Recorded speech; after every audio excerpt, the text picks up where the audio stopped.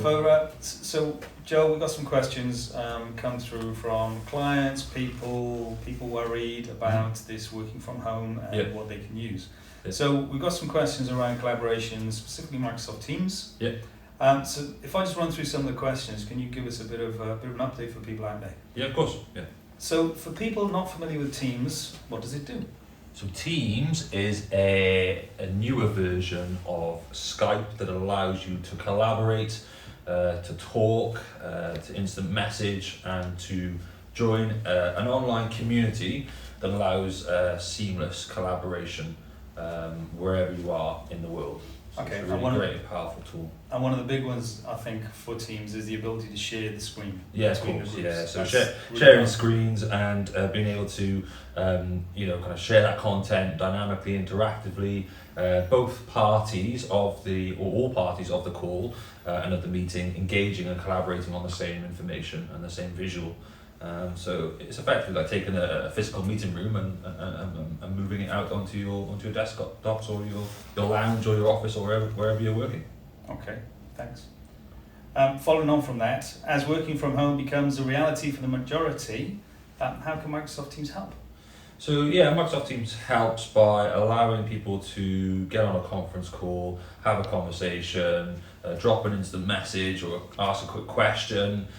Really collaborate and continue to work whilst being in different locations. It's a great tool for just popping a question through an SMS channel or asking a group of people through a channel a question and getting multiple answers back. That's the real differentiator from Skype, is being part of a team or in a channel within Teams that allows you to collaborate with a number of people at the same time in the same channel. Okay, thanks.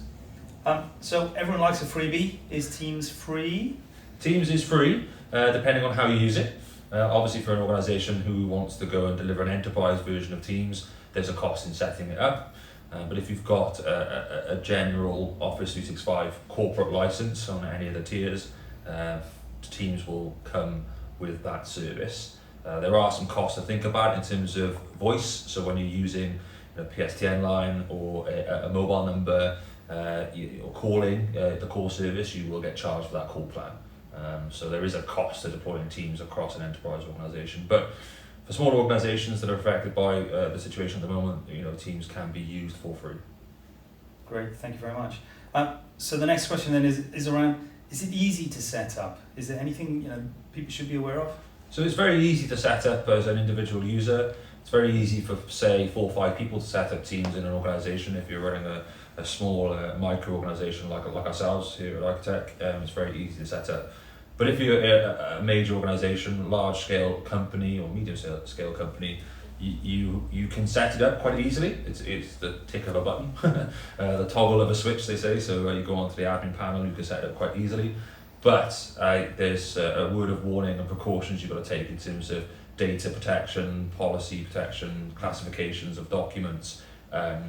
If you are an organisation that is looking after the data and your information, you need to be careful because it does allow the ability for you to share documents, information with other partners, third parties, and therefore the kind of setup and configuration of the tool to control data and what's communicated or used on that tool is far more complex, and you've got to think through how you deploy those policies and controls to make it a safe environment to communicate with your partners. Okay, and if anyone's got any questions around that, then they can get in touch and So we've worked through that, and it's we've done that with a couple of other clients already in terms of rolling out Teams. The physical setup of Teams and getting it deployed to devices is very easy with Office 365. But it's actually, do you want to share content with a trusted partner or a non-trusted partner?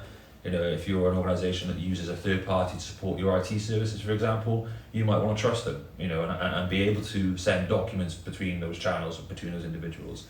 But if you've got a partner that you don't want to share that information with, then you can lock down the service so that a user can't inadvertently share a document with that third party. Okay. Furthermore, at another level of control, you can classify documents. So say you've got A, B and C classifications. With classification A documents, it will allow you to share. with classification B and C documents, it will not allow you to share. So you can put those controls in place to make sure you protect your information in your organisation. Keeping everybody safe. Indeed, Okay. indeed. So the next question is, can I set up working groups within Teams? Yeah, they're called channels. The Teams as a product has a set of teams within it. So within Teams, you can set up a team. I wish they called it something different. And within a team, you can have a channel. So you have a hierarchy of collaboration methods, essentially. So you can set up a HR team, a finance team, an IT team, and then within those teams, you can set up different channels to communicate, like social or maybe a governance board, or maybe month end if you're in a finance team, or maybe innovation if you're in HR, for example. Different channels within teams. So with organisations becoming more reliant on people from outside, like consultants, suppliers, then they won't necessarily have the same access rights to Microsoft Teams. Can they be added to a call or to a group? Yeah, so you can, again, with the right controls in place and the right security policies, you can add people if they're trusted into that team or that channel. And you have to think about how you separate that channel of communication. So whether team A, for example, you're happy to share. For example, a HR team, you probably don't want to share that with a third party for obvious reasons. And subsequently a finance team as well, you wouldn't want to share that channel or that team with a third party, so you can turn that off. But then maybe with a collaboration team or a social team where you want to collaborate with the third parties, you can enable the sharing and collaboration with a third party. You do that via whitelists and various methods of allowing you to interact with third parties. Okay, great.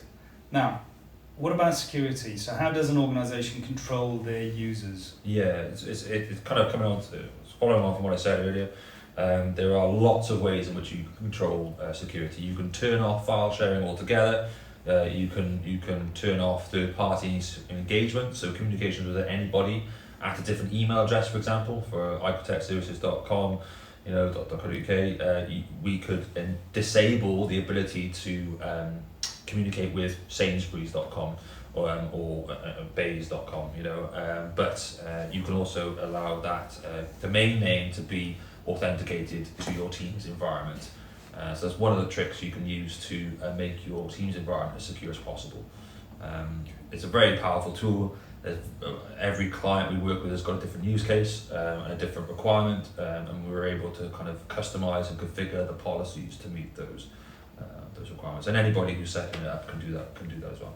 So I guess that rolls into one of the other questions we've had around the increased cyber attack threat. There is some question there around, would Teams provide a vulnerable backdoor to an organisation? Not much a backdoor, but it is a risk, and you've got to take it seriously. If you have great controls and policies and processes in place in your organisation, and then you go and roll out Teams without thought or due diligence, and you're just undoing all that hard work you've done for the last couple of years building up your information assurance standards and controls. So yeah, turning on Teams is very easy, and it's not a backdoor, it's more the risk of your users inadvertently, accidentally sharing content or information that shouldn't be shared, just due to mistake or the new working environment we find ourselves in at the moment. Working from home, you might just not think about sharing that document is not something you shouldn't do because you didn't have the ability to do it before, and all the controls in place, like your email kind of security processes and protocols, and where you classify an email, those are in place, and you kind of sometimes might forget about that. And as soon as you go to Teams and you've got the ability to share a document, you can do that quite easily, quite quickly. So it doesn't open up a backdoor, but it does present a security risk if not controlled or deployed properly. Okay, thanks. So the next one is, can you manage what users can gain access to within Teams? Yes. So there's lots of options in terms of what they can access. Again, it comes down to those channels and those teams as well, but it dependent on the requirement and the specifics. Some things around documents as well, document storage and collaboration. So Teams I describe Teams as a shop window to applications within your estate. right? So you enter Teams, and then you can navigate through to SharePoint, Project Online, Power BI, any of those other services. So it's a shop window to your application. So yes, you can control what users access. So I guess that leads into the next one around, can you use other apps such as Word, PowerPoint, Excel within Teams? Yeah, absolutely. That's the premise of it. That's the differentiator from Skype, is that Teams gives you the ability to integrate those applications, Excel, Word, within the application. So you're not opening up PowerPoint separately or Word separately. You're opening up Teams in the morning, and you click on your file within your document library within Teams, and it opens up a PowerPoint, which then you can share screens or collaborate with. You can also integrate it with third-party applications as well. So Dropbox, if you wanted to use that service, or Slack, or any other great communication services out there, you could add as tabs along the top of the window. So it really is, I think, the future, where you'll have one application to load in the morning rather than Word, Outlook, and all those other services that you load at the moment. Okay. Is there an impact on MS Teams due to the unexpected increase in remote working? I think it's just not just MS Teams, it's every application, every service. We're seeing it with our clients at the moment. When the big organisations are all remote working, it does have an impact on network connectivity. We've seen it with cell phones, haven't we, recently? Yeah. And I think even the infrastructure in the UK will be stretched. So it's not just Teams, it's your Netflix, unfortunately.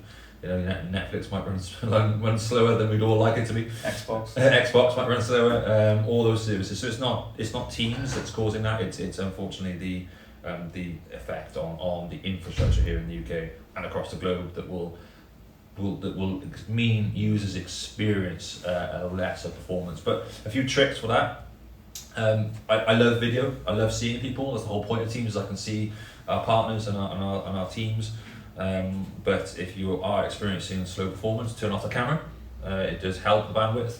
If you're sharing content and you've got a screen share going on, try and think about, is that worth sharing at this point in time? If you're degrading and you see the little warning sign of poor network performance, then try and send the PowerPoint and go back to the old school. That's the kind of approach I would take if you're experiencing issues. Back to old school. Yeah, sometimes old school is good. It is. How many people can join a meeting? Oh God, good question. A lot. I don't know the answer in terms of exactly how many, but I've never had a problem with 30 people joining a meeting. So as many as you need. Another trick there is if you have got a lot of people joining the meeting, ask everybody to go on mute, or when you join the meeting, put yourself on mute. If you've got a lot of background noise with 30 people on the call, whoever's presenting or facilitating could hear the dog barking in your lounge, or the child crying as they walk into your office, nagging you for some attention, as we get. So put yourself onto the microphone on mute, and then when you need to interact and speak, unmute yourself. Remember to unmute yourself, because we've all been there where you talk and give a really good valid point and you're on mute. I'm afraid so, yes. Okay, and the last question that we've had through is really, is Teams fun, or is it a faff for users? In honesty, I think it feels like a faff at the start, as everything does. Everybody goes through the change curve, don't they? So when you use this new tool, you don't understand it, you don't understand its power, its value, you think it's a faff. But bear with it, because in 2 days' time, you'll love it and it's fun. Excellent. Joel, thank you very much. Cheers, pal.